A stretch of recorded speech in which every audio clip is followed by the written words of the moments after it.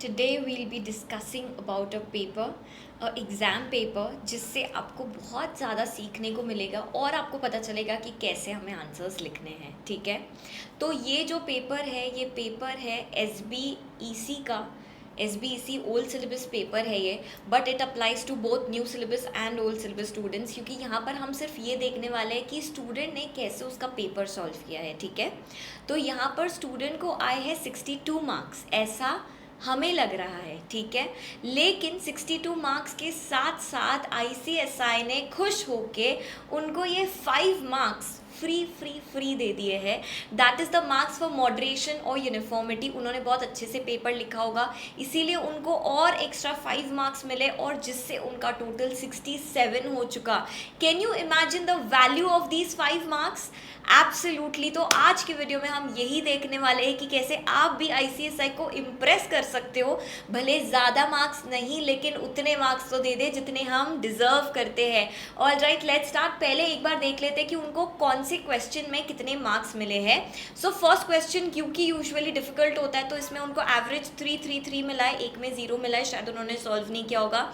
जो दूसरा क्वेश्चन है उसमें 2 1 3 3 मिला है, which is also quite okay, average marks है। क्वेश्चन 3 अगर आप देखेंगे, यूजुअली क्वेश्चन 3 4 5 और 6 ये थोड़े से कंपैरेटिवली ईजी और क्वेश्चंस होते हैं। क्वेश्चन 3 हो सकता है यहाँ पे सबसे ज़्यादा ईजी भी पूछा गया होगा और उनको अच्छे से आता होगा। यहाँ पे हर एक क्वेश्चन में उनको 4 4 4 एंड 3 मार्क्स मिले, सबसे ज़्यादा उन्होंने यहाँ पर ही स्कोर किया है। क्वेश्चन 4 की अगर मैं बात करूँ तो फिर से एवरेज उन्होंने स्कोर कर लिया है। 1 मार्क तो 1 मार्क, लेकिन 1 मार्क की भी तो वैल्यू होती है। क्वेश्चन 5 में अगेन उन्होंने बिलो एवरेज मार्क्स लाए हैं, लेकिन फिर भी हर एक क्वेश्चन में एटलीस्ट 1 या 2 मार्क्स लेकर ही आए हैं वो। एंड क्वेश्चन 6 जो था, जिसके अंदर 2 क्वेश्चंस होते हैं, यहाँ पर एक में 4 मार्क्स और एक में 3 मार्क्स रिस्पेक्टिवली उन्होंने स्कोर किए हैं। तो अगर आप देखेंगे एवरेज आउट करके तो ऐसा था कि 2 क्वेश्चंस उनके ऐसे बने कि उन्होंने उसमें बहुत अच्छा स्कोर किया। यस, ऑल राइट, चलिए अब देखते हैं कि हर एक क्वेश्चन को उन्होंने किस तरीके से लिखा हुआ है। सबसे पहले तो आपको जो भी इंस्ट्रक्शंस देते हैं उस हिसाब से ही आपको आंसर सॉल्व करना चाहिए।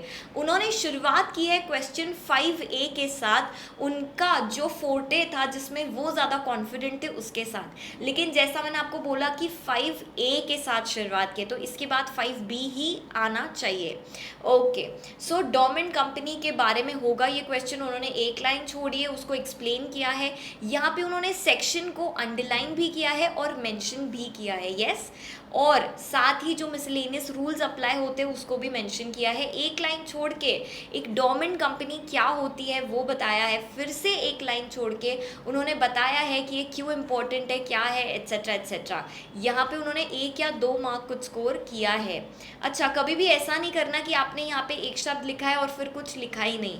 ऐसा उनको नहीं लगना चाहिए कि लिखते लिखते रह गए। हाँ, ऐसे लगना चाहिए उनको कि ये कंप्लीट एक आंसर है। ठीक है, चलिए अभी हम क्वेश्चन 5B की बात करते हैं। देखो, मैंने आपको बोला था कि सीक्वेंस फॉलो करना ही है, चाहे आप क्वेश्चन 5 से भी शुरुआत क्यों ना करें। तो क्वेश्चन 5B ये उन्होंने यहाँ पर शुरुआत की है और यहाँ पर उन्होंने बताया कि कंपनीज एक्ट। अच्छा, ये श्योर नहीं होंगे कि यही सेक्शन है या नहीं है, इसीलिए उन्होंने कट कर दिया। ठीक है, तो उन्होंने बताया कि रिमूवल ऑफ कंपनीज क्या होती है। यहाँ पर उन्होंने विदिन 3 ईयर्स को अंडरलाइन किया है, NCLT 9 को अंडरलाइन किया है और कुछ कोशिश पूरी की, लेकिन यहाँ पर उनको मिले हैं 0 मार्क्स। पता है क्यों? क्योंकि इससे ही समझ में आ जाता है कि आप कॉन्फिडेंट नहीं थे, आप थोड़े से कंफ्यूज थे। यस, तो ऐसे स्क्रैचिंग्स भी जो आप कॉन्फिडेंट हो, जिसके ऊपर आपको पता है शॉर्ट कि यही है, वो ही लिख कर आना है, या फिर as per the provision of करके लिख देना। ठीक है, चलिए अभी हम आ जाते 5C के ऊपर।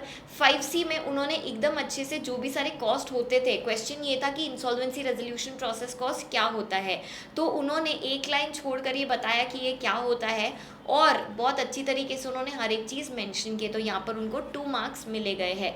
अच्छा, यहाँ पर ना एक ट्रिक थी जो मैंने बताई थी, जो कि है अगर आपको और पॉइंट्स ना आते हो ना तो लास्ट पॉइंट में ये लिख देना, such other dash as may be prescribe. Suppose कोई रूल्स के बारे में कोई क्वेश्चन है तो such other rules as may be prescribed, such other, ये वाला क्वेश्चन कॉस्ट के बारे में तो such other cost as may be prescribed, तो एक पॉइंट तो यहाँ पर ही हमारा सिक्योर्ड हो जाता है। नेक्स्ट इस पे आ जाता है 5D के ऊपर। यहाँ पर इंसॉल्वेंसी रेजोल्यूशन प्रोफेशनल के बारे में पूछा गया है और इन्होंने एक एक लाइन छोड़कर हर एक पॉइंट को एक्सप्लेन किया है, लेकिन फिर भी यहाँ पर ज़्यादा उनको मार्क्स नहीं मिले हैं, लेकिन यहाँ पर भी उन्होंने ये लाइन ज़रूर से लिखी है, such other duties as may be prescribed. चलिए नेक्स्ट क्वेश्चन इज 5E के अंदर उन्होंने अच्छे से एक्सप्लेन किया और यहाँ पर उनको 3 मार्क्स मिले हैं, तो टोटल यहाँ पे 7 मार्क्स उनके बन गए हैं। अब हम आते हैं क्वेश्चन नंबर 6 के ऊपर। तो अब उन्होंने 5 के बाद 6 क्वेश्चन चूज किया, सीक्वेंस से जा रहे हैं वो देख लीजिए। 6A से उन्होंने शुरुआत की, उन्होंने यहाँ सेक्शन नंबर को मेंशन किया, फॉर्म मेंशन किया और कौन से किस किस चीज़ के फॉर्म्स है ये सारे ही एक एक लाइन छोड़ी, जो इंपॉर्टेंट चीज़ है वो अंडरलाइन की, और जैसा कि ट्रिक मैंने बताया था वो सेम ट्रिक उन्होंने यहाँ पे यूज़ किया है, such other attachments as may be prescribed, और उन्हें मिले हैं 4 मार्क्स यू गाइस। 6B के ऊपर आ जाते हैं, सेम यहाँ पर भी फॉर्म्स को मेंशन किया हुआ है, टाइमलाइन को मेंशन किया हुआ है।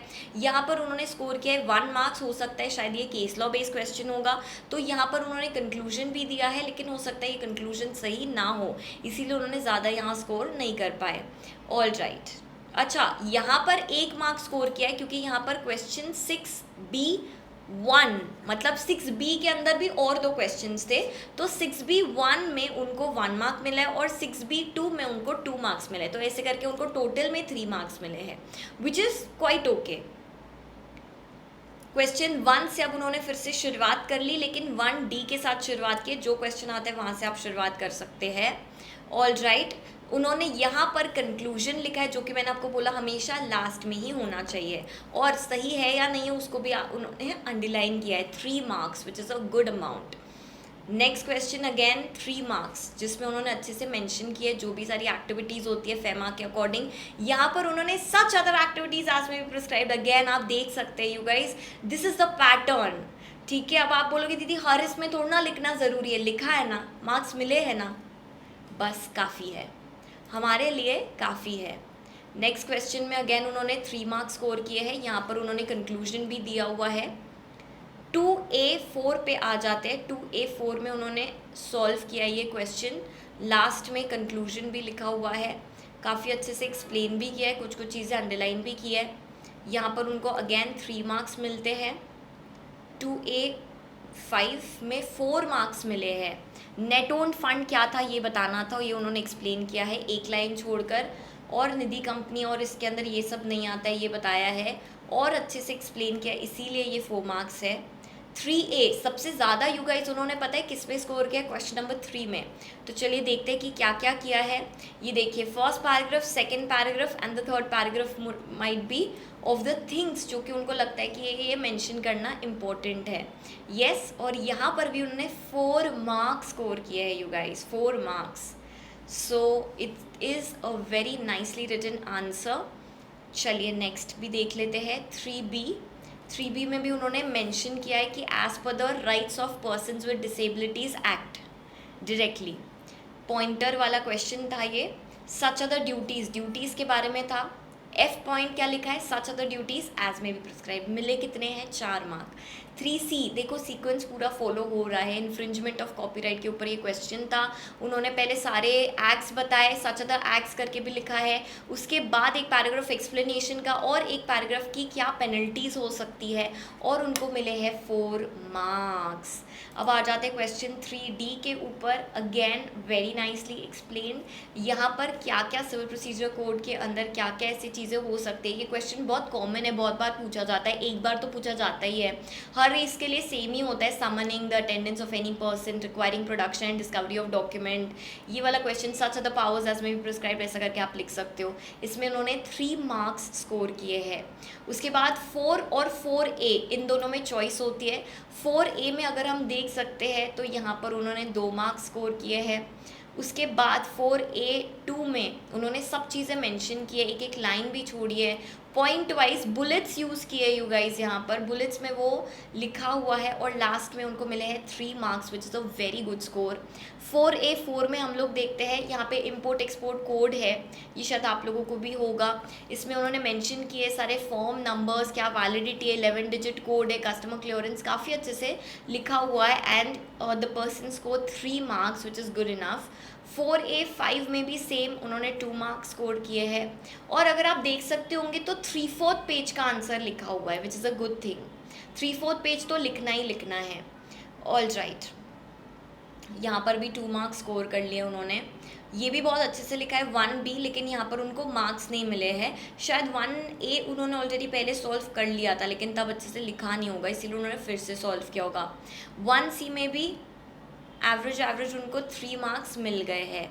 Yes you guys, and this is how the paper was. 2A2 को उनको शायद नहीं आता होगा तो उन्होंने बाद में सॉल्व किया होगा, ऐसा कुछ होगा। 2A2 भी देख लेते हैं। यहाँ पर उन्होंने अच्छे से सॉल्व किया लेकिन उनको 1 ही मार्क मिला है। हो सकता है वो इतने कॉन्फिडेंट नहीं होंगे वो पर्टिकुलर चीज़ को लेकर। एंड विथ दिस, ये उन्होंने ना एक्स्ट्रा शीट ली है। अगर आप सोच रहे होंगे कि दीदी ये 2 कैसे आया, ये तो पहले का शीट का पेज होगा, no, this is the extra answer sheet जो उन्होंने अटैच की थी, उनको लग गई होगी ऐसे क्वेश्चंस के लिए जो वो श्योर नहीं होंगे, इसीलिए उन्होंने लास्ट के लिए रख लिया वो क्वेश्चंस को, ठीक है, जो डरावने क्वेश्चंस होते हैं जैसा कि मैंने आपको बताया था। एंड विथ दिस उन्होंने कितना स्कोर किया, 62 खुद के दम पे और 5 मार्क्स खुद के नीटनेस के लिए, खुद के अच्छे प्रेजेंटेशन के लिए। So I just hope that you get the best out of this video. I hope it was helpful. ये एग्ज़ाम सीरीज़ के अंदर I think this is also one of the most important videos, क्योंकि इससे हमें पता चलता है कि कैसे आंसर्स के ऊपर मार्क्स मिलते हैं और हमें कैसे आंसर्स लिखने हैं। All the very best, I hope you all write very good answers. Bye bye, take care, see you, outros, let's meet soon in next exam series video.